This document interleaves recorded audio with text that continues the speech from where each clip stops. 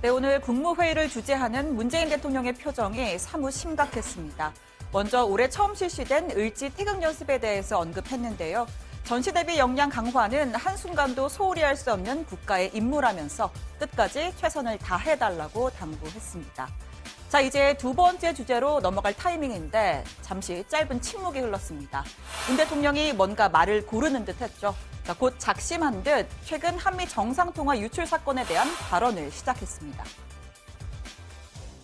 국가의 외교상 기밀이 유출되고 이를 정치권에서 정쟁의 소재로 이용하는 불미스러운 일이 일어났습니다. 변명의 여지 없이 있어서는 안 될 일이었습니다. 정부로서는 공직자의 기밀 유출에 대해 국민들께 사과의 말씀을 드립니다. 문 대통령은 이번 사건을 공직기강을 바로 세우는 계기로 삼고 철저한 점검과 보안 관리에 더욱 노력하겠다고 했습니다. 이어 외교적으로 극히 민감한 정상통화를 정쟁의 소재로 삼는 정당이 있다면서 사실상 자유한국당을 향한 쓴소리를 쏟아냈습니다.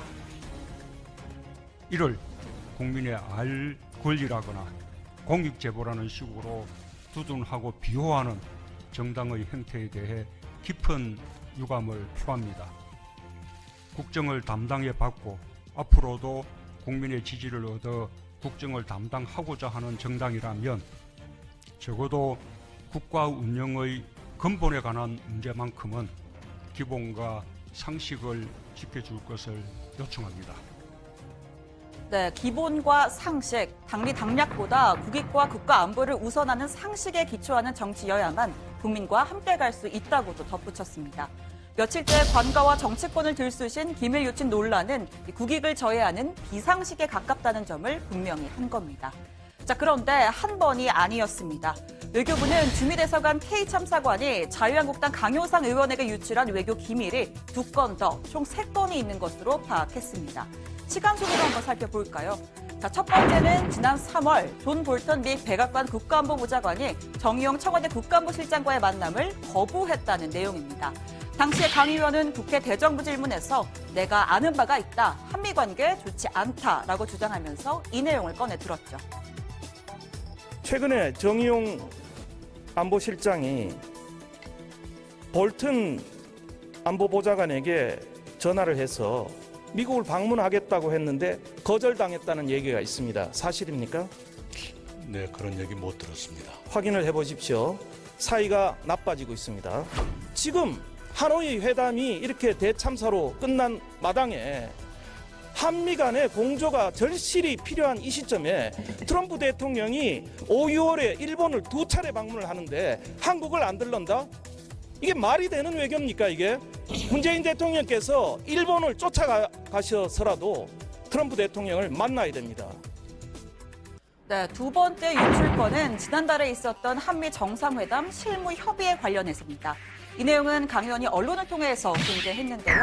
한미 정상회담 형식과 의전을 정하는데 미국의 페이스대로 휘말렸다라고 주장하면서 구체적인 설명을 덧붙였습니다. 방문 형식을 미국은 낮은 실무급을, 우리는 높은 급을 원했다라고 했고 날짜도 임시정부 100주년인 4월 10일에 미국이 딱 그 하루만 된다고 해서 우리 정부가 수용할 수밖에 없었다라고 했습니다. 면담의 순서도 미국의 요구에 맞출 수밖에 없었다라고 주장했습니다. 자, 그리고 마지막 세 번째 유출건이 이번 논란의 발단이 된 지난 7일에 있었던 한미 정상 간 통화 내용입니다. 유출 경로까지 밝혀졌죠. 외교부는 어제 보안심사위원회를 열고 K씨 등 직원 3명의 중징계 의결을 요구하기로 했습니다.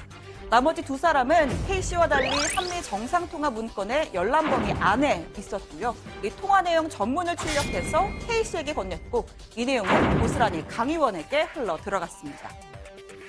국민들과 동료분들한테 한 말씀 부탁드립니다. 위원회를 이루었으니까 질문 상시가 있습니다. 중시 억울하신 점은 네, K씨 측은 어제 입장문을 냈습니다. 우선 잘못을 통감하고 있다면서 하지만 강 의원과 30년간 특별히 연락을 주고받은 일이 없다라고 주장했습니다. 국회의원에게 외교부 정책을 알리는 것도 업무라고 생각했고 어떤 의도를 가지고 한 것이 아니라고 강조했습니다. 불효 외교로 포장되리라고는 상상도 못했다라고까지 이야기를 했죠. 하지만 외교부는 판단을 달리하고 있습니다. 어제 회의에선 반복적인 기밀 유출 사실에 비춰서 해명의 설득력이 떨어진다는 지적이 나왔다고 합니다. 강경화 외교부 장관 역시 의도가 없이 그랬다고는 보기 어렵다고 설명한 바 있습니다. 어쨌든 그 기밀을 그렇게 대외적으로 유출을 할 때는 그러고 여러 가지 지금 1차적인 조사를 봤을 때 그게 의도가 없이 그랬다고는 보기 어렵습니다. 외교부는 내일 징계위원회를 열고 K씨의 징계 수위를 결정합니다. 최소 정직, 최대 파면 결정이 내려질 거란 전망이 나옵니다. K씨와 강효상 의원을 형사 고발하기로도 했죠. 강 의원은 명백한 본말 전도이고 야당 탄압이라고 반발하고 있습니다.